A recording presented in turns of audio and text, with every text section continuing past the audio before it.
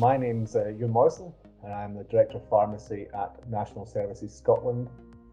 We host the Scottish National Blood Transfusion Service and the National Services Scotland, which is really the commissioning service of the commissioning arm of NHS Scotland. My name is Rory Buchan, and I'm a Scottish Pharmacy Clinical Leadership Fellow. I've been hosted by National Services Scotland to lead on some work on improving patient access to ATMPs. I've been working with the Northern Alliance Advanced Treatment Centre now for a number of years, and we did this IR work, institutional readiness work, looking at 3 time points over 4 sites, and the main sites were Leeds, Edinburgh, Newcastle and Glasgow.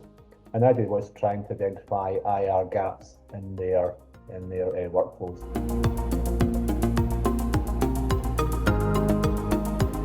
IR is a concept that's been used in social science now for a number of years, and it's linked into technology readiness levels, things like using NASA, etc.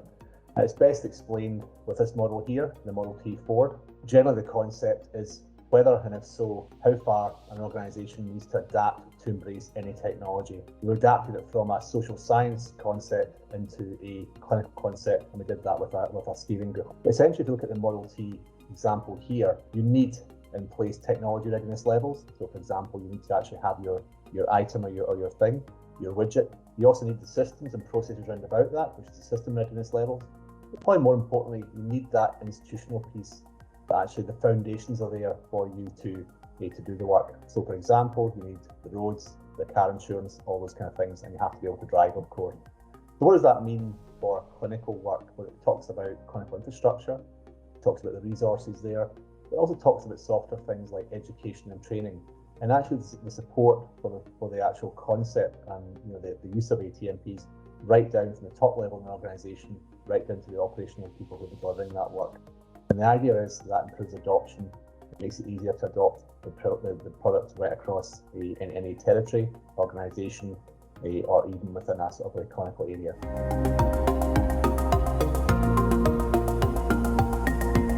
I suppose the main thing about these medicines is we want to improve adoption of ATMPs over the period, and I think this work helps with that.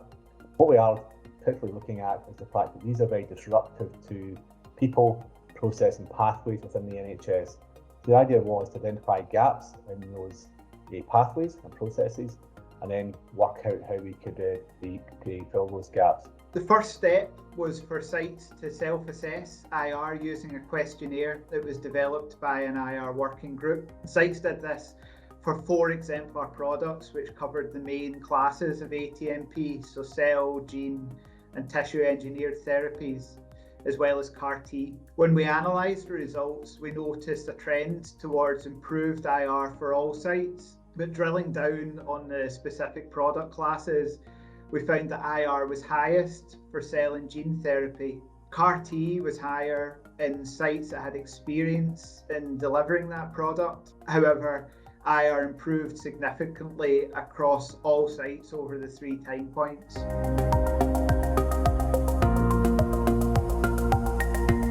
We did a lot of work looking at how we can produce materials for the network and for the broader community. So the first thing we did was we produced, of course, the IR Toolkit, which we used within the work, but that is also published on the NHS Readiness website within the NAATTC website, which is very, very useful. I would urge you to go and have a look at that. We also had a publication in Regenerative Medicine. But I think overall, this was about collaboration and about sharing materials. And the one thing that we are particularly proud of is that we were involved in some work across the UK, bringing all the IR tools, not just the strategic ones, but also some of the operational ones into one website, which is on the NAATTC website under NHS Readiness. And I think what that gives you is a suite of exemplar products you can share, take away, use how you will, and they've been created by the leaders in this work across the UK, and we're particularly proud of that. The important thing for the NAATTC network and the main driver is it's about driving and sharing best practice, which I think we did over the time period. But more importantly, we eased that adoption pathway. We help people have materials. If you're starting in a centre that has no experience in this area, you can go to the website, you can talk to people about their experience in this area, and they can share that experience and share that learning with them.